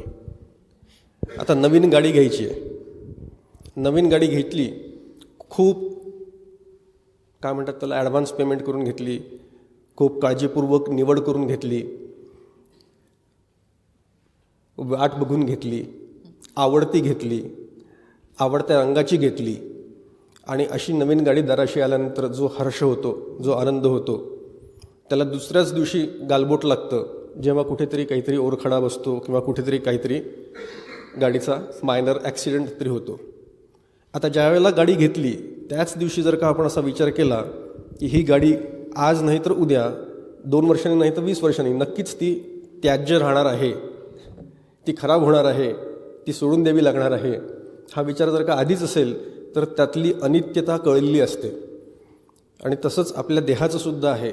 म्हणून समर्थांनी सांगून ठेवलं आहे मरणाचे स्मरण असावे, कारण हा देहसुद्धा एक दिवस जाणार आहे हे आधीच जर का समजून घेतलं तर मग तो विवेक जर का दृढ झाला तर मग माऊलींची ओवी आहे, तैसी संसारा या समजता जाणीजे जै अनित्यता तै वैराग्य दवडिता पाठी लागे. म्हणजे वैराग्य धावत आपल्या पाठीमागे लागतं जर का आपण विवेकावर स्थिर झालो तर. तो विवेक नित्य आणि अनित्याचा आपल्या अंतःकरणात व्यवस्थित बसला असेल तर, आणि तो आधीपासूनच बसून घ्यावा लागतो. त्याच्यामुळे कुठल्याही पदाची अपेक्षा नाही, कुठल्याही विषयाची अपेक्षा नाही, कुठल्याही भोगाची अपेक्षा नाही. असं करून व्यवस्थित विचार करून नित्य काय अनित्य काय ते सगळे घ्यावे. नोकरी करावी, करिअर करावं, जॉब करावा, पैसे कमवावे, नवीन गाडी घ्यावी, नवीन कार घ्यावी, ती छान फिरवावी, कुठल्या तरी पदावर व्हावं, पदासीन राहावं, सेक्रेटरी म्हणा कंपनीचं किंवा अजून काय डायरेक्टर म्हणा, कुठल्याही पदावर असेल ते. पण एक दिवस त्या पदावरनं निवृत्त होणार आहे हे लक्षात ठेवावं. एक दिवस ती गाडी बाहेर काढावी लागणार आहे हे लक्षात ठेवावं. एक दिवस हा देह जाणार आहे हे लक्षात ठेवावं. असा नित्य आणि अनित्याचा विवेक आधीपासूनच करून ठेवलेला असेल आणि तो सातत्याने टिकला असेल तर वैराग्य दवडिता पाठी लागे माऊली सांगतात आपल्याला. मगाशी यांनी विचारलं होतं, जो प्रश्न होता त्याचा एक भाग मी सांगितला नीट. दुसरा प्रारब्धाचा विचार जो आहे, अनपेक्षित ज्या गोष्टी होत्या, तर तो सुरुवातीच्या काळात आपल्याला फार महत्त्वाचा असतो. ते स्वीकारावं, तर थिअरी समजून घ्यावी आणि ते स्वीकारावं. अशा वेळेस प्रारब्ध म्हणून स्वीकारायचं, माझंच पूर्वकर्म होतं म्हणून हे झालं, हे स्वीकारायचं, म्हणजे आपला बॅलन्स राहतो. खूपच सुंदर. पुन्हा एक त्याच्यातनं आपले शेप्टर हातातच की आम्हाला असे चॉईसेस, ते जे निवड, हा मुळात विचारावर आधारित जो विवेक आहे, तर हे निवडीचं स्वातंत्र्य आम्हाला सतत असतं का? काही वेळेस काय असतं की मला जर पैसे मिळवण्याची गरजच असेल तर मला मग निवडीचं स्वातंत्र्य कमी वेळा असतं. काही वेळेस काही लोक त्याचं एक पांघरून घालतात की काय करणार, मला ती नोकरी करायची नव्हती, त्याच्यात अनिती आहे, परंतु मला गरज होती पैशांची आणि म्हणून मला कुटुंब पालन करायचं होतं असं म्हणून. तर हे निवडीचं स्वातंत्र्य साधकाला प्रत्येक वेळी असतं का? आणि त्याच्याशी संलग्न दुसरा प्रश्न की वर्ण, आश्रम, परिस्थिती, व्यक्ती, काळ, स्थळ ह्यांच्यानुसार हे निकष बदलतात का निवडीचे? योग्य अयोग्य, हितकर अहितकर, जरा कॉम्प्लिकेटेड प्रश्न आहे. मुक्ताताई, म्हणजे निवडीचं स्वातंत्र्य असतं का आणि ते काही फॅक्टर्सवर ते अवलंबून असतं का? निवडीचं स्वातंत्र्य एका हद्दीपर्यंत असतं असं म्हणूया, किंवा एका चौकटीमध्ये असतं म्हणूया, की त्या चौकटीच्यामध्ये आपण कमी जास्त करू शकतो, पुढे मागे जाऊ शकतो.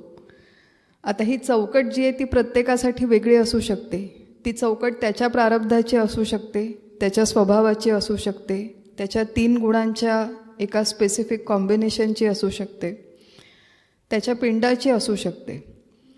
तर यातल्या काही गोष्टी, काही फॅक्टर्स आपण समजावून घ्यावेत. परंतु एका हद्दीपर्यंत एक लक्षात घेऊया की आपण माणूस म्हणून जन्माला आलेलो आहोत आणि चौकटीच्या मध्ये का होईना आपल्याकडे स्वातंत्र्य निश्चित आहे. आपण एखाद दुसरं उदाहरण घेऊन त्याचा विचार केला की तुम्ही आता मगाशी कुठला प्रसंग सांगितला होता की पैसे कमवायचे आहेत. हां, म्हणजे काही लोकांना नोकरी सोडणं, की जिथे अनैतिकता असते अशा ठिकाणी नोकरी पटकन सोडता येत नाही कारण घरच्या जबाबदाऱ्या असतात. बरोबर. तर ह्या ज्या सगळ्या गोष्टी आहेत की माझी जबाबदारी नेमकी काय आणि माझी हौस नेमकी काय याचं आपल्याला आधी समीकरण मांडता आलं पाहिजे. मूळ जबाबदाऱ्या काय आणि हौशीचा भाग काय. खूप वर्षांपूर्वी आपले सद्गुरू जे आहेत परमपूज्य डॉक्टर काका त्यांच्याशी संवाद करत असताना एक असा विषय निघाला होता आणि जनरल संभाषण चालू होतं. ते म्हणाले की नवीन पिढ्यांमध्ये आजकाल एक असा नवीन टुरिझमचा ट्रेंड निघाला आहे की दर सुट्टी लागली की बाहेर फिरायला जायचं पर्यटन स्थळी कुठेतरी. बरं तिथे जाताना पूर्वी जसं हे म्हणाले की बैलगाडीतून प्रवास असायचा, आता बैलगाडी चालत नाही, मग बस चालत नाही, ट्रेन, मग साधं कंपार्टमेंट चालत नाही, AC पाहिजे, मग AC सुद्धा आता चालत नाही, ट्रेननी जायला 16 तास लागतात, कोण करेल, आता आम्हाला विमान पाहिजे, मग विमानामध्ये आता आम्हाला फर्स्ट क्लास पाहिजे, तिथे गेल्यावर साध्या हॉटेलमध्ये राहून चालत नाही, तिथे आम्हाला रिसॉर्टमध्ये राहायचं असतं, 5 स्टार रिसॉर्टमध्ये. तर अशा आपल्या गरजा आणि आपल्या हौशी ह्या आपण इतक्या अपग्रेड करून घेतलेल्या आहेत की माझी गरज काय आणि माझी हौस काय हे आपल्यालाच फरक करता येत नाही. मग माझी जर गरज असेल की मी वर्षातून 4 वेळेस जाऊन 5 स्टार हॉटेलमध्ये राहावं आणि त्याच्यासाठी अनैतिक मार्गाने पैसे कमावणं जर मला योग्य वाटत असेल तर आपली संपूर्ण जीवनपद्धतीच मुळातून तपासण्याची आवश्यकता आहे की हे जे काही माझं हौशीच्या नावाखाली गरजेच्या नावाखाली जीवन चालू आहे ती खरंच गरज आहे का ते मी ओढवून घेतलेलं जीवन आहे. त्यामुळे आपण जेव्हा चॉईस म्हणतो तेव्हा चॉईस सिम्पली नोकरी करायची किंवा करायची नाही हा इतका मर्यादित नसून त्याचं थोडंसं रूट कॉज ॲनालिसिस झालं पाहिजे आणि तो विचार करण्याचं स्वातंत्र्य आपल्याकडे आहे एवढं नक्की म्हणू शकतो. हां, म्हणजे ह्याच्यानंतर एक अशी अतिशय क्लासिक उदाहरण म्हणजे शांघायमध्ये असताना क्लासमधली एक कुटुंब होतं. ते हिऱ्यांचे व्यापारी आहेत. आता हिऱ्यांचे व्यापार हा त्यांच्या घरात पिढीजात चालत आलेला आहे. अशा वेळी म्हणजे बिझनेसच असा आहे की लोकांना लोभ तयार करावा की असे अजून चांगले कॅरेटचे हिरे घ्या. मग त्या व्यक्तीला प्रश्न पडायचा की गीतेची प्रिन्सिपल हे सगळे विवेक आणि वैराग्य हे कसं काय अप्लाय करायचं. सरळ सरळ कळतंय की लोकांना नको असलेल्या गोष्टी आपण त्यांच्यावर हे म्हणजे सगळ्याच लक्झरीजच्या बाबतीत हे होऊ शकतं. तर हा म्हणजे आता हा जो विवेक आहे की हा विवेकाचा तिथे कसा उपयोग करायचा की आता सुटका तर नाही आहे, तो बिझनेस आहे, त्याच्यावरती घर चालतं. म्हणजे आता मुक्ताताईंनी सांगितलं तसंच आपल्याला ॲक्सेप्ट करायला लागेल की ते प्रारब्धाने आलेलं आहे पिढीजात. पण रोजच्या जीवनात तर करायलाच लागते त्याची ॲडव्हर्टाईजमेंट आणि ते कधीतरी मनाला खातं लोकांना की आपण नको त्या गोष्टीमध्ये लोकांना गुंतवतो आहे. आपण I am the reason for that. करायचं. धंदा असेल आपला पिढीजात व्यवसाय असेल तर करायचं. करायलाच पाहिजे. सज्जन कसाईची पण कथा सगळ्यांना माहिती आहे. कसंही होतं करायचं, पण शेवटी परमेश्वराचं चिंतन करत करायचं. मी नेहमी उदाहरण आमचं याच्यामध्ये देत असतो की मायक्रोसॉफ्टच्या एक गेम आहे एक्सबॉक्स नावाचा, किंवा बऱ्याच जणांना माहिती आहे. वी वगैरे सगळे गेम्स माहिती असतील बऱ्याच जणांना. आता that entire line of business is just to entrap the young minds. Entrap करून ठेवतात, बिलकुल अक्षरशः एंगेज करून ठेवतात. काय आहे त्याच्यामध्ये? निव्वळ माया आहे. व्हर्च्युअल गेम्स जे मोबाईलवर खेळा किंवा एक्सबॉक्सवर खेळा किंवा अजून कुठल्याही डिव्हाइसवर खेळा, ते सगळे गेम्स म्हणजे काय आहे? निव्वळ माईक कल्पना की आम्ही खेळतोय, पण त्याच्यातनं लोकांना आनंद मिळतो. आणि त्या लोकांना तो आनंद देण्याकरता म्हणून अनेक कंपन्या मिलियन्स अँड मिलियन्स ऑफ डॉलर्सचा बिझनेस त्यांनी आता जनरेट केलेला आहे, रेव्हेन्यू जनरेट केलेला आहे. आता as a Microsoft employee what is my role in it? How should I put it? आता मी असं सांगू शकत नाही लोकांना घेऊ नका म्हणून. घ्या, खेळा. आता असं सांगायचा मुद्दा एवढाच आहे की हा ज्याचा त्यांनी विचार करायला पाहिजे. आणि तुम्ही जे म्हणालात की व्यवसाय करायचा असेल, जो व्यवसाय असेल त्याच्यामध्ये तो व्यवसाय त्या माणसाने तसा करावा. पुन्हा आपली विरक्ती आपल्यापुरती तपासून बघावी. लोकांच्या विरक्तीच्या फंदामध्ये पडू नये शहाण्या माणसांनी. आपण जर का त्या बिझनेसमध्ये असलो तर एवढंच बघावं की जाहिरात करायला हवी, फक्त खोटी करू नये.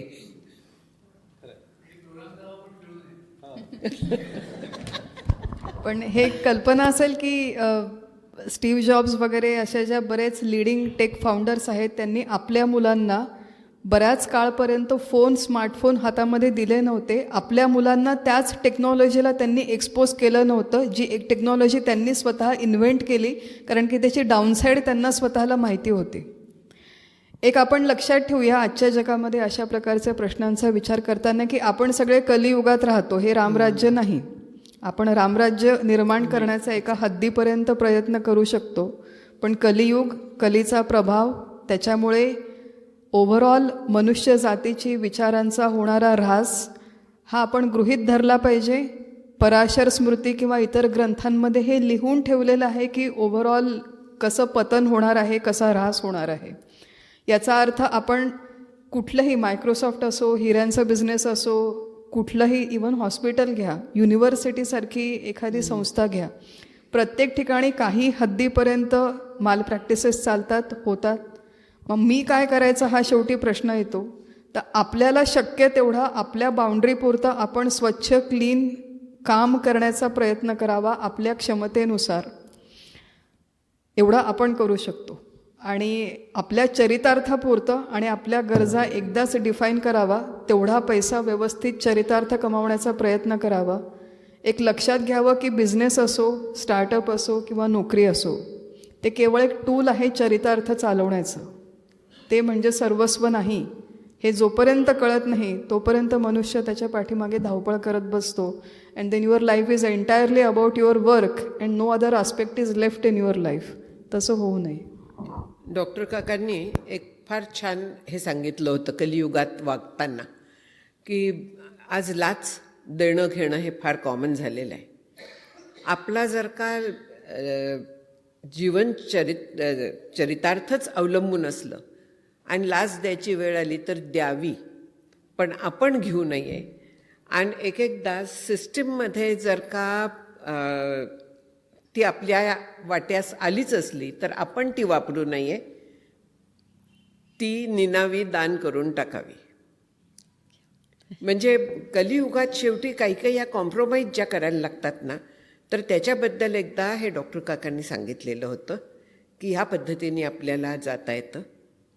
कारण लाच दिली नाही. आमच्या घरात झालेलं आहे हे की त्याचं हॉटेल होतं, आणखीन म्युन्सिपाल्टीच्या लोकांनी लाच मागितली, त्यांनी दिली नाही. आणखीन तिथनं शेजारनं जी नाली होती ती त्यांनी उघडली, ती ओपन ठेवली, ती अजिबात बंद करायला तयार नाही. वास यायला लागला, हॉटेल बंद पडायची वेळ आली. अशा वेळेस लाच देणं भाग असतं. याच बाबतीत आय थिंक काकांनी सांगितलेला एक मुद्दा आहे की एखादं काम लाच देऊन त्या गव्हर्नमेंट ऑफिशियलला माझं 2 तासात होणार असेल आणि माझे पुढचे 2 वर्ष खेटे घालण्याचे वाचणार असतील, तर देऊन मोकळं व्हावं आणि जो वेळ वाचला आहे तो अशा कुठल्या तरी आध्यात्मिक प्रगतीच्या साधनेसाठी किंवा प्रपंचाच्या व्यवसायाच्या प्रगतीसाठी वापरावा. मगाशी मावशींनी एक छान मुद्दा मांडला होता की जो काही आपला वेळ वाचतो किंवा आपण वाचवतो त्याचं आपण काय करतो हे फार महत्त्वाचं आहे. मग आपण त्या भ्रष्टाचाराविरुद्ध आंदोलन करण्यात पुढची 2 वर्ष घालवायची आहेत का तो वेळ वाचवून अजून दुसरं कुठलं तरी प्रॉडक्टिव्ह काम करण्याचा प्रयत्न करायचा, हा चॉईस आपल्याला आहे. खूपच सुंदर. हे अत्यंत बोल्ड विषय आहेत खरं सांगायचं तर. आपल्या आचार्यांकडून आपल्याला हे अमोल मार्गदर्शन होतं आहे आणि आपल्या संतांचे, डॉक्टर काकांचे रेफरन्सेस आपल्याला मिळत आहेत मार्गदर्शनपर. हा विवेक करून वैराग्य साधायचा, विवेकाच्या आधाराने वैराग्य साधायचा जो आपला प्रयत्न असतो, ह्याच्यामध्ये मन आणि बुद्धी यांचा फार मोठा संघर्ष असतो. बुद्धीला गोष्टी समजतात, परंतु मन मात्र दुसरीकडे धावत असतं. हा संघर्ष सतत चालत असतो. म्हणजे बुद्धीला पटतं की हे पतनाकडे घेऊन जाणारं आहे, ही आपली आसक्ती आहे, हा विषय आपण घेतला, काही त्याचा उपभोग घेतला तर पतन होणार आहे, पण मन मात्र त्याची कास सोडत नाही. अशा आमच्या अंतःकरणातले हे जे मोठे कल्लोळ आहेत, ह्यांना आम्ही कसं सांभाळायचं? दादा,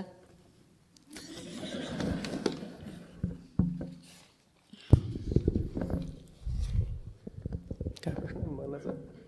मन आणि बुद्धी यांचा संघर्ष. बुद्धीला सगळी तत्त्व पटतात.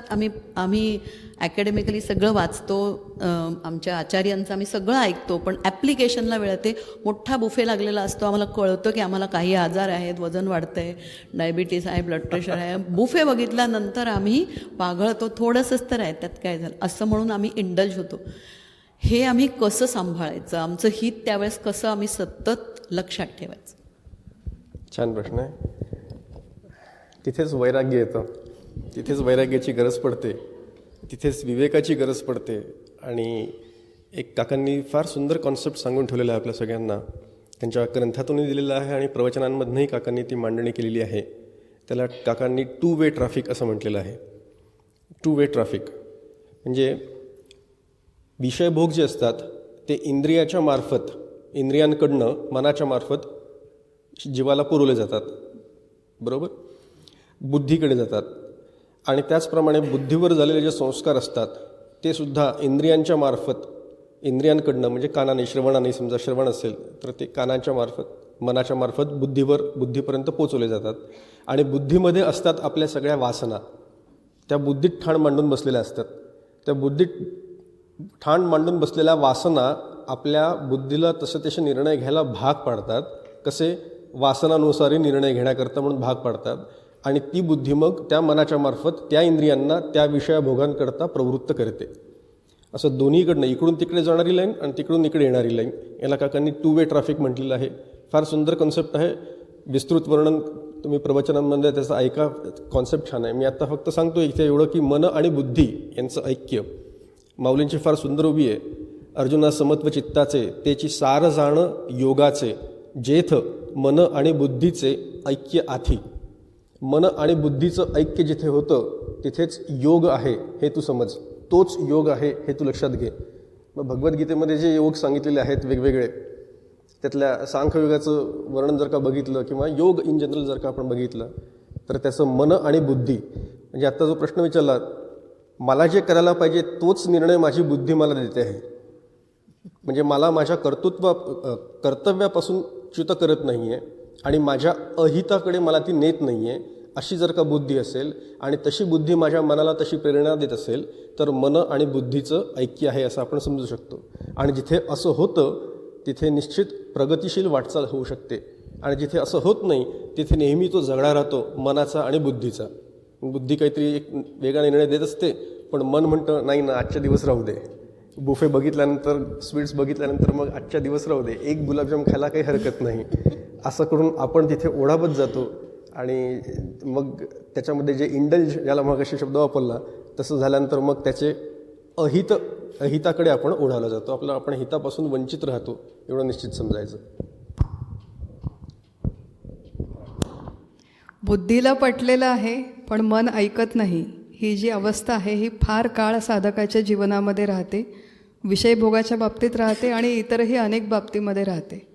तर त्याचं एक सोल्युशन जे काकांनी सांगितलं होतं, एक आपण थोडंसं याच्यामागचं सायन्स समजावून घेऊ की जो आपली साधकावस्थेमध्ये प्रगती होते तेव्हा एक लक्षात घ्यावं की मनामध्ये जी अर्ज निर्माण होते, हे भोगावं, हे खावं, हे विकत घ्यावं, ती तसं बघितलं तर तो रेटा काही काळापुरता असतो. तेवढा काळ, एखादा तास म्हणा, 2 तास म्हणा, जर आपण स्वतःला सांभाळू शकलो, सावरू शकलो तर नंतर आपोआप तो रेटा कमी होतो. मग 1-2 तासापुरतं जेव्हा आपल्याला माहिती आहे खूप खूप आतून रेटा येणार आहे, जो आपली प्रगती होते तेव्हा कळतं की आता आतून रेटा येतोय, मला खावंसं वाटतंय, मला भोगावंसं वाटतंय, त्याच्या आधीच त्याची थोडी प्रिव्हेंटिव्ह तरतूद करता येणं शक्य आहे. एक त्याचा उपाय काकांनी सांगितला होता की physically remove your self from the place. आता बफेचं उदाहरण घेऊया आपण. आपल्याला माहिती आहे तिथे जाऊन आपण काहीतरी अचरबचर खाणारे किंवा जास्त खाणारे, तर घरूनच जाताना पोटभर भाजी भाकरी खाऊन जावं. किती खाल नंतर खाऊन खाऊन तुम्ही. शॉपिंगला गेल्यावरती शॉपिंगला जावं, काही जायची खूप इच्छा होती आहे, पण मग debit card, credit card, cash, UPI सगळं नवऱ्याकडे देऊन मग शॉपिंगला जावं. किती फिरून फिरून काय करशील तू, शेवटी घरी येशील.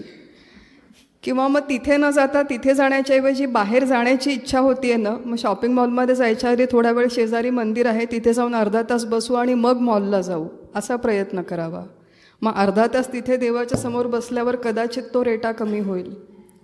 अशा वेगवेगळ्या काकांनी एक छान सांगितला होता शब्द, की आपण आपल्यापुरतं हे जुळवून घ्यावं लागतं.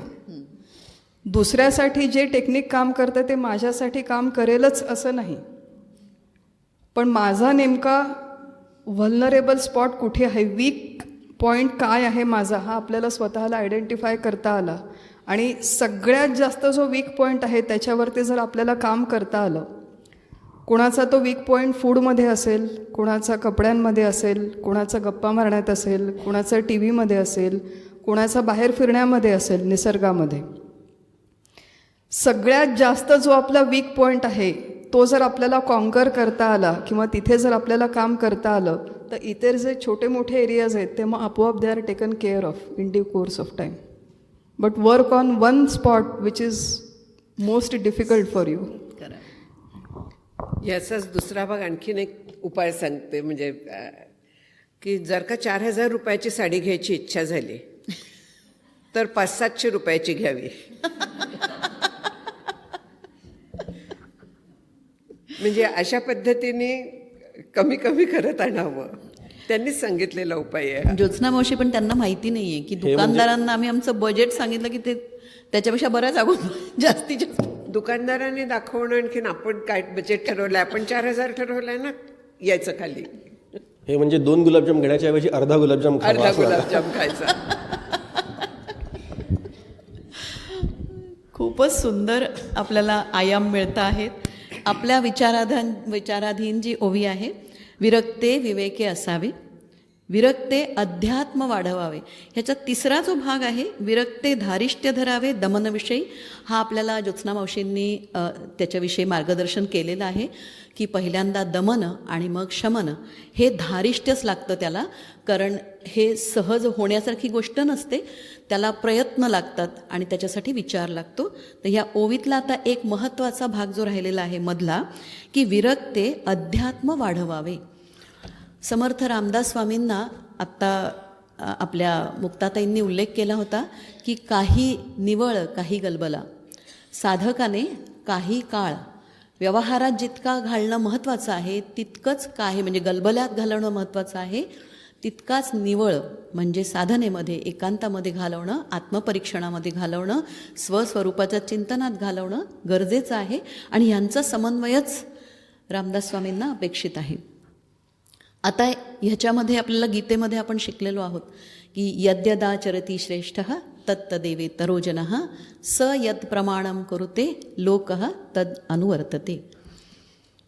प्रत्येक समाजाला सगळे काही नेतृत्व गुण असलेले घटक नसतात, तर मग सामान्य लोकांना कोणीतरी नेतृत्व लागतं, उदाहरण घालून देणारे लागतात आणि मग लोक त्यांना फॉलो करतात.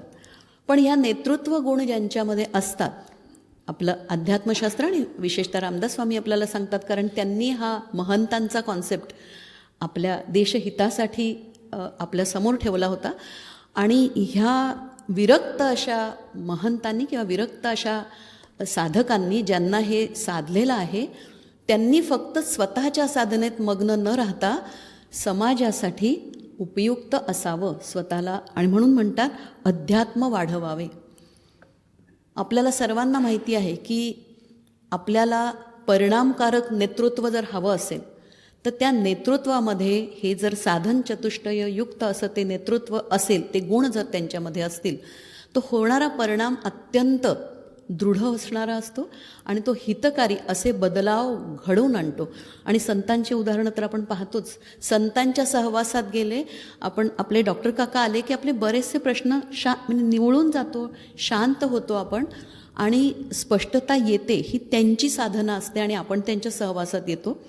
तर हे जे त्यांच्यामध्ये ती कन्व्हिक्शन येते, कारण ते बोले तैसा चाले त्याची वंदावी पावले.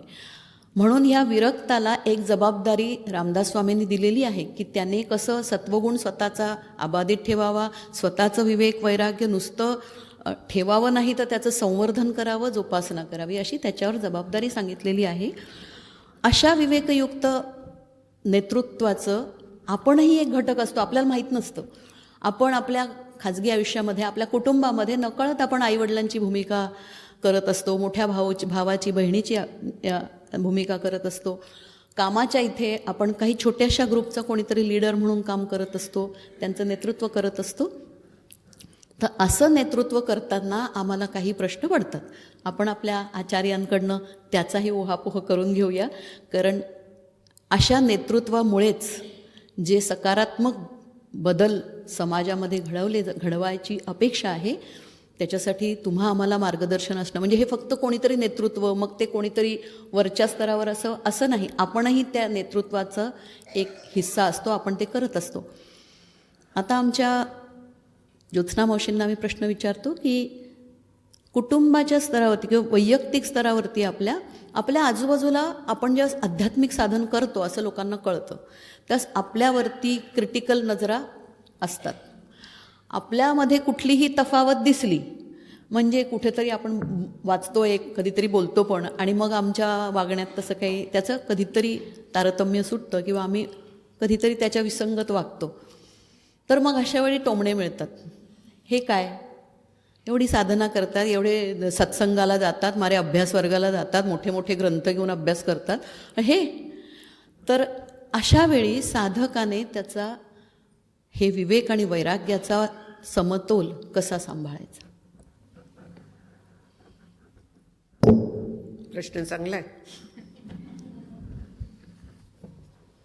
इथे परत विवेकालाच स्थान येतं. हा जो अशी कुठचीही घटना जर का समजा घडली तर माझं चुकलं का हे पहिल्यांदा विचार करायला लागतो. खरोखरी चुकलं का आता घरातले म्हणतात की कशाला रागवलीस, हेच शिकवतात का वगैरे. तर ते रागवणं माझं आतनं आलं होतं का तिथे गरज होती म्हणून मी रागवली आहे, हा स्वतःला प्रश्न विचारावा. जर का गरज होती म्हणून रागावले असले तर बोला तुम्ही काहीही, माझा संबंध नाही आहे, जे चाललेलं आहे ते माझं योग्य मी करते. आतनं आलं असलं तर परत होऊ नये याची काळजी घ्यायची. आणि निंदकाचे घरं असावे शेजारी म्हणून जे तुकाराम महाराज म्हणतात, तर त्याचा इथे आपल्याला फार फायदा होतो. लोक आपल्याला दोष दाखवत आहेत तर आपल्याला सुधारायला वाव असतो. परत विवेकाचं काम आलं. इथे संतापून चालत नाही, तर माझ्यात खरंच हे दोष आहेत का हा विचार करावा. असले तर ते घालवायचा प्रयत्न करावा, नसले तर लोक बोलून देत, माझा संबंध नाही म्हणून सोडून द्यायचं. तिथे चिडायचंही कारण नाही आहे, कसलंही कारण नाही आहे. मावशी, आमचं काय प्रॉब्लेम असतो माहिती आहे का, असं कोणी आम्हाला टोचलं ना की आम्ही त्यांचे दोषदर्शन करतो. स्वतः बघा अगोदर स्वतःकडे, हे आमची नॅचरल प्रतिक्रिया असते. आपल्याला शिकवण्यापुरता परमार्थ आपल्या घरच्यांना नक्की येतो, हे आपण आधी गृहीत धरावं. त्यांना एरवी परमार्थ येतो की नाही हा वेगळा प्रश्न आहे, पण आपले दोष दाखवून देण्यापुरता आणि आपल्याला शिकवण्यापुरता शहाणपण परमार्थ त्यांना नक्की जमलेला असतो. त्यामुळे आपल्याला पारमार्थिक जीवनामध्ये टोमणे हे मिळणारच आहेत हे आधीच गृहीत धरावं, म्हणजे मग आपली चिडचिड होत नाही. असं का बोलतोय म्हणून मुलाबद्दल बोलते बरं का.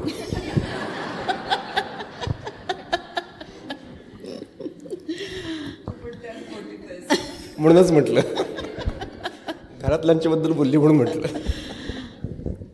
या कौटुंबिक स्तरावरतीच, जसं अर्जुनालाही कौटुंबिक स्तरावरतीच तर एवढी दुविधा झाली ना. म्हणजे बाकी अस्त्र शस्त्र सामर्थ्य सगळं होतं, पण मनातली दुविधा फक्त संबंधांमुळे, कौटुंबिक संबंधांमुळे येते. आणि म्हणून आपल्याला आता ह्या संवादाला, आपला परिसंवाद जो आहे त्याला आपण आता अंतिम टप्प्याकडे घेऊन जाऊया. ही जी पुन्हा एकदा ओवी आपण वाचूयात. विरक्ते विवेके असावे. आपल्याला कळलं की विरक्त माणसाने विवेकाचा आधार घेऊन स्वतःला सत्वगुणात ठेवून त्याच्या गुणांचं संवर्धन करून, ह्या अध्यात्माला जे हितकर आहे त्या गुणांचं संवर्धन करावं. का तर समाजामध्ये नेतृत्व तो करत असतो आणि त्याचा चांगला परिणाम सगळ्यांवरती व्हावा, समाजामध्ये चांगलं परिवर्तन व्हावं, धर्मसंस्थापना व्हावी, ही समष्टी कल्याणासाठी एक गरजेची गोष्ट आहे.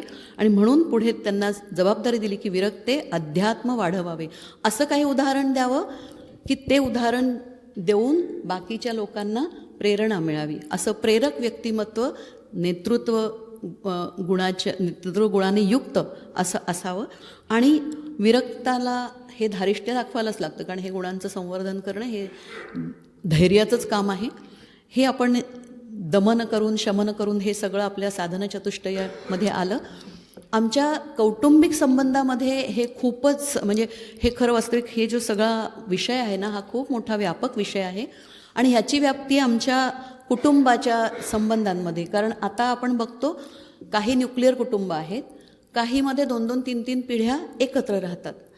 अशा वेळी आपसातले जे संबंध आहेत ते इतके तणावपूर्ण दिसतात. फार कमी वेळाला फार असा चांगला समन्वय दिसतो, फार अंडरकरंट्स असतात, एकमेकांबद्दल द्वेष असतो किंवा धुमसत असणारा एक संघर्ष असतो की अपेक्षा आणि कर्तव्य ह्यांचा एक खूप मोठा संघर्षाचा भाग तुमच्या आमच्या कुटुंब व्यवस्थेमध्ये दिसतो, आपल्या व्यवसायांमध्ये दिसतो, आपल्या नोकरीच्या क्षेत्रात दिसतो, आपल्या सामाजिक क्षेत्रात दिसतो, आपल्या राजकीय क्षेत्रात दिसतो.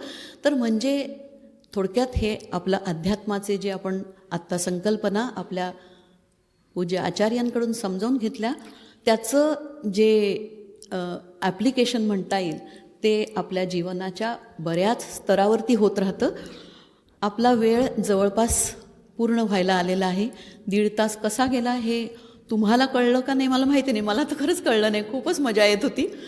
इतके बोल्ड विषय आपण कधी आत्तापर्यंत ऐकले नसतील. हा खूप मोठा म्हणजे मोठा लाभ आहे आपल्याला. सद्गुरूंच्या कृपेमुळेच या अशा गोष्टी आपल्यासाठी होतात आणि याच्या पुढे सुद्धा हा विषय इथे थांबत नाही. हा परिसंवादाचा जो विषय आहे याच्यामध्ये मला कल्पना आहे की आपल्यातल्या सगळ्यांना अजून बरेच प्रश्न विचारायचे असतील तर आपल्या आयोजकांनी आपली सोय करून ठेवलेली आहे आणि आपल्याला संध्याकाळी प्रश्न आणि उत्तरं यांचं एक सत्र होणार आहे. हे जे आत्तापर्यंत यांनी आपल्याला छान मार्गदर्शन केलं याचे पॉईंट्स आपण काढून ठेवलेले असतीलच अशी अपेक्षा करते आणि ह्याच्या संदर्भात आपल्याला आपल्या खाजगी आयुष्यात, व्यावसायिक आयुष्यात, सामाजिक आयुष्यात काही प्रश्न असतील तर ते नक्की मला अजून माझ्याकडे खूप प्रश्न लिहिलेले आहेत पण तेही पूर्ण होत नाही आहेत. तर आज आपण आपल्या आचार्यांनी आपल्याला जे जे काय सांगितलेलं आहे की हे अध्यात्म जे आहे, परमार्थाचा आपला जो मार्ग आहे साधनेचा, या सगळ्या आपलं परमभाग्य, जसं मावशींनी सांगितलं की आपल्याला या विषयामध्ये उत्सुकता आहे, जिज्ञासा आहे आणि ही ईश्वराची कृपा आहे, ही आपल्याला गुरूंशी जोडते. ह्याच्याविषयी मार्गदर्शन आम्हाला मिळतं आणि ह्यांनी आपल्याला इतके सुंदर प्रॅक्टिकल उपाय सांगितले की आमचं विवेक आणि वैराग्य हे जे फार एक समतोल राखणं ही खूप मोठी साधना आहे, अवघड साधना आहे, कारण आपल्याला आत्तापर्यंत त्याचा अभ्यास नव्हता. म्हणून आम्हाला असे आदर्श आपण जे म्हणतो ना की ह्याच्यातले नेतृत्व गुण हे आमच्या आचार्यांमध्ये आहेत. आमचे तिन्ही आचार्य आज आपल्याला जे लाभलेले आहेत, ज्योत्स्ना मावशी, प्रमोददादा आणि मुक्ताताई, ह्या सगळ्यांना हे डॉक्टर काकांचे अनुग्रहित आहेत. यांना गुरुपदी पण बसवण्यात आलेलं आहे. असं नेतृत्व आपल्यासमोर असताना, कारण ह्यांच्या खाजगी आयुष्यामध्ये आपण बघतो, कारण ते आपल्याशी त्यांचे इंटरॅक्शन होत असतात. हे पण व्यवसाय सांभाळतात, हे पण नोकऱ्या करतात. ज्योत्स्ना मावशी पण डॉक्टर होत्या, मुक्ताताई पण संसार सांभाळून नोकरी करणारी, एक तारेवरची कसरत करणारी एक गृहिणी म्हणता येईल किंवा एक स्त्री. प्रमोददादा कॉर्पोरेट आयुष्यामध्ये अजूनही कार्यरत आहेत, त्यामुळे त्यांच्याकडे भंडार असेल अजून आपल्याला काही काही नुसके द्यायचं. तर हे आपण त्यांना प्रश्न पुढे विचारणार आहोत. हे आत्ताचं सत्र जे आहे हे आपण एक फ्रेमवर्क करून घेतलं. आपल्याला जे समजावून घ्यायचे होत्या संकल्पना त्या आपण समजावून घेतल्या. याचे पुढचे प्रश्न आपण त्यांना विचारणार आहोत. त्यांना मनापासून धन्यवाद. आम्हाला इतक्या सहजगत्या हे सगळं जागेवर मिळालं. योग वसिष्ठाच्या निमित्ताने हे तिन्ही आचार्य आम्हाला रामचंद्राच्या वैराग्याचे अत्यंत सुंदर मार्गदर्शन प्रॅक्टिकल लेवलवरती करता आहेतच, पण आजच्या त्यांच्या या मार्गदर्शनाबद्दल अत्यंत मनापासून आभार. व्हावी पूर्ण कृपा गुरो मजवरी, प्रार्थित भावे तुला, वारी सर्व अरिष्ट नेऊन निलया, संमोह जो वाढला, अज्ञानांध जनांसी मुक्त करुनी, शांतीपदी बैसवी, विनती हीच असे न मागत दुजे, भक्ती तुझी ही हवी. सद्गुरुनाथ महाराज की जय. जय जय रघुवीर समर्थ.